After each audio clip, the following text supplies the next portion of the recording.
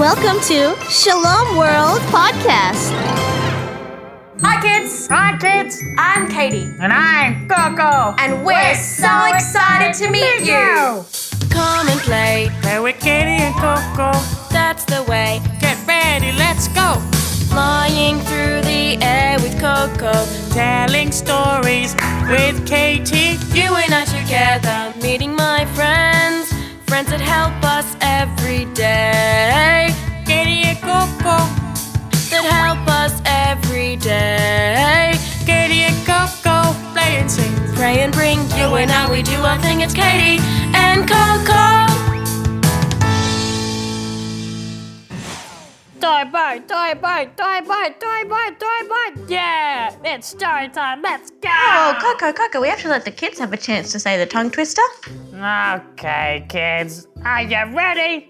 Toy bite. Toy bite, toy bite, toy bite, toy bite, toy bite, toy bite, toy bite. Ah, Katie, it might be short, but it's still just as hard. Well, I didn't promise you an easy one. I only promised you a short one, didn't I? You trickster. Not at all.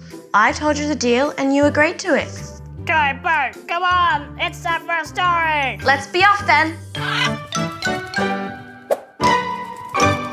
Some people don't let anything stop them. Sunshine or rain, they will never give up on their life. They will never give up their hope in God. Do you think you're one of those people?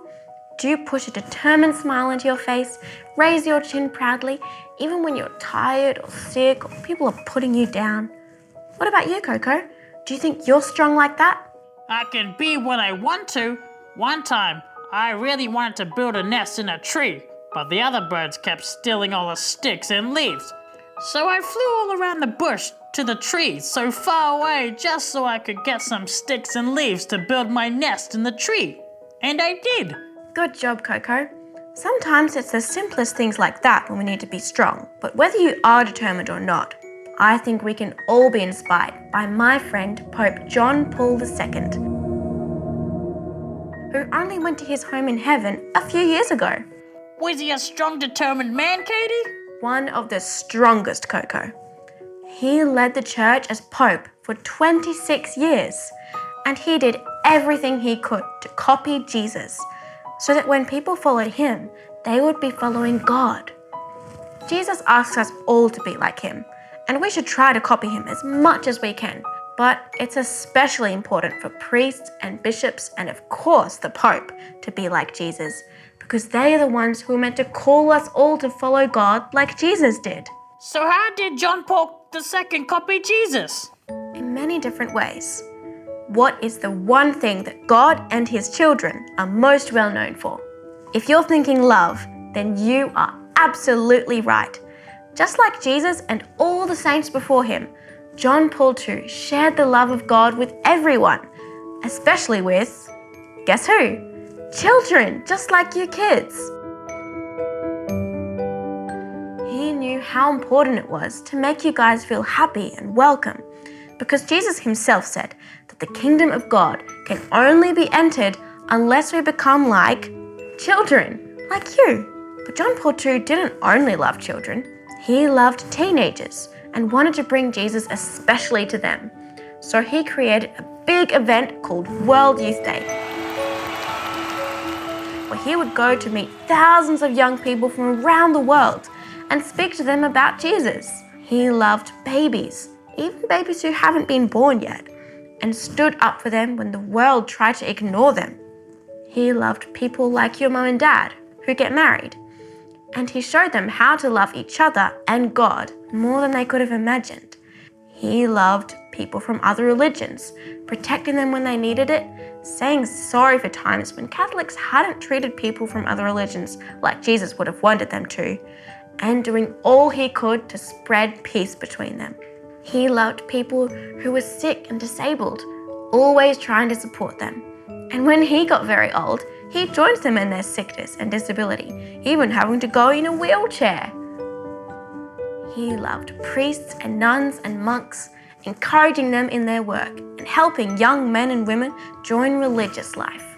He loved people from every race and visited many countries around the world to meet them and speak with them. Is there anyone he didn't love, Katie? The list of people seems like it's never going to end. Well, Coco, that's because there really wasn't anyone who he didn't love. Jesus loves everyone. And remember how I said John Paul II copied Jesus? He copied Jesus especially by loving everyone, just like Jesus did. Surely there must have been someone. Like someone who was really mean to him, or someone like that. He can't have loved someone like that. But he did, Coco. There was someone who wasn't just mean to him. There was someone who tried to kill him. And guess what? John Paul II loved him as well. What? But how? How could he love someone who tried to kill him? Ah! Kids, I think Coco needs a bit of help. On the count of 3, we're going to remind Coco who John Paul II was trying to copy. Are you ready? 1, 2, 3. Jesus! I know that. Thanks, kids. But Coco, can't you see? People didn't just try to kill Jesus, did they? They really did kill him on the cross. But Jesus still loved them anyway and forgave them while he was dying. So John Paul II did the same, and after he got better, he went to meet the man who tried to kill him and forgave him and even helped him to gain his freedom because he had been sent to jail. Wow! So you weren't kidding when you said that John Paul II copied Jesus. I certainly wasn't. He didn't even let someone trying to kill him to get in the way of doing that. I told you he was a strong, determined man. But you know, John Paul II had already proved that he was a strong, determined, long before he was shot. How? When he was growing up in Poland, long before he became Pope, and when his name was still Karol, he was given many challenges, but God had very big plans with him, as you know, and he helped Karol to overcome them. His mum died just before his 9th birthday. He had an older sister who died before he was born. His older brother died when he was 12, and from then on, he was brought up by his dad. How do you think you would feel if you lost half of your family? You would be very sad, wouldn't you? And you would miss them so much. Karol missed his mum and his brother too, but his dad helped him not to give up on his hopes and dreams and taught Karol that the most important thing was to love God. Karol loved his dad for supporting him so much, but imagine his sadness when even his dad died, leaving him all alone after helping him for so long. That's terrible, Katie. Poor Karol. Yeah, and do you know what made it even worse, Coco? What? By then, World War II had started. And remember the bad people called the Nazis that we talked about another time? Are they the ones that took control of lots of countries and didn't like Jews? Yep, those are the ones. Well, the Nazis had taken control over Karol's country, Poland, and they closed the university where he was studying, so he had to work in a quarry instead. How did Karol not give up then with his dad dead and having his life interrupted by the war?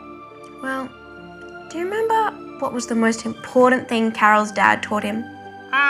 To love God? Yes. So Karol placed his trust in God more than he had ever had to do before. And not long after, he felt that God was calling him to become a priest. But becoming a priest wasn't as easy as it had been before the war, because the Nazis had closed down the seminaries where he trained to become a priest. So what did he do then? Well, Karol wasn't going to let that stop him. Even though it was dangerous, he joined the seminary anyway and taking secret classes right through until the end of the war. And after that, he became a priest. Wow, I thought my life was hard. He really didn't let anything stop him, did he? And neither did God let anything stop him. With every challenge, God always made sure he had the strength to keep going. And do you think God does the same for us, kids? Of course he does. God will never give us a challenge too big for us, as long as we trust in him and ask for his help. Because on our own, even the smallest challenges get the better of us. But with God on our side, nothing can stop us. Amazing! I always stay by God's side then. I want to be able to overcome any challenge that John Paul II did. What other challenges did he overcome? In his work as a priest, then a bishop, then an archbishop, and a cardinal before he became pope. Karol had to overcome many challenges every day, but God had given him a very intelligent brain as well as a loving heart, and he was able to solve every problem that came his way. So, when his country was overtaken again, this time by some other mean people called Soviets, he was able to defend what he believed in and help put an end to the Soviet rule. Yeah, go John Paul II. No one can get the better of him with God on his side. Rah. Yeah, go John Paul II. And kids, do you like playing sports and acting in plays and doing fun outdoor activities? John Paul II loved all of these. And sometimes, even when he was the Pope, he would sneak out to go and climb a mountain or go skiing. He felt very close to God out in the open country like that. Also, did you know that he wanted to become an actor in the theatre when he was growing up? He loved to use all of the gifts that God had given him. And so should we. Shall we ask him to help us? Yes, ask him now. Rah. Thank you, St. John Paul II, for being strong and showing us how to love everyone.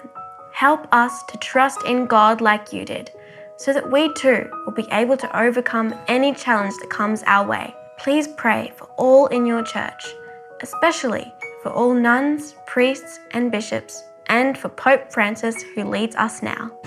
Well, I'm sorry to say, Katie, but you might have done 500 push-ups earlier, but your friend John Paul II is much stronger than you. Oh, don't be sorry, Coco. I'm glad he's stronger than me, because he's helped me to be stronger than I am now. And I don't just mean strong in the body. What a good friend! He certainly is, Coco. In fact, he's good friends with anyone who wants to be friends with him. So don't be shy, kids. Ask St. John Paul II to be friends with you as well. Hey, Katie. What is it, Coco? Are we going to do a tongue twister? What's this I hear? Coco wants to do a tongue twister? Are you feeling all right, Mr. Cockatoo? You look a bit sick. Look at me. Are you all right? Katie, stop being silly. I actually thought of a tongue twister. Wow. You're just full of surprises today, aren't you, Mr. Cockatoo? All right then, go ahead. Teach the kids and I your tongue twister. Okay, are you ready? Ready as I'll ever be. All right. A big bug bit the little beetle, but the little beetle bit the big bug back. Nice. Do we repeat after you now? Yeah. Okay. Break it down.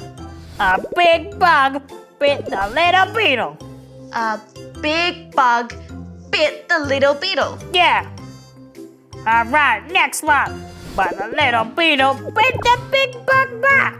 But the little beetle bit the big bug back. Is that right? Yeah, Katie. Okay, shall we do it all together now? Yeah, All let's right. do it. The big bug Bit the little beetle, but the little beetle bit the big bug back.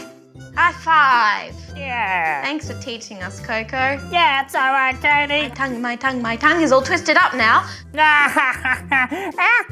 That's funny, Katie. Do you want to remind us of your tongue twister, Coco? Oh, yeah, good idea. Ready, kids? A big bug bit the little beetle, but the little beetle bit the big bug back. Shall we say together now? Yeah, Katie. Okay. A big bug bit the little beetle, but the little beetle bit the big bug back. Good job. Thanks, Coco. Yeah. I told you you'd be teaching me one day. See you next time, kids. See you next time, kids. See you next time, kids.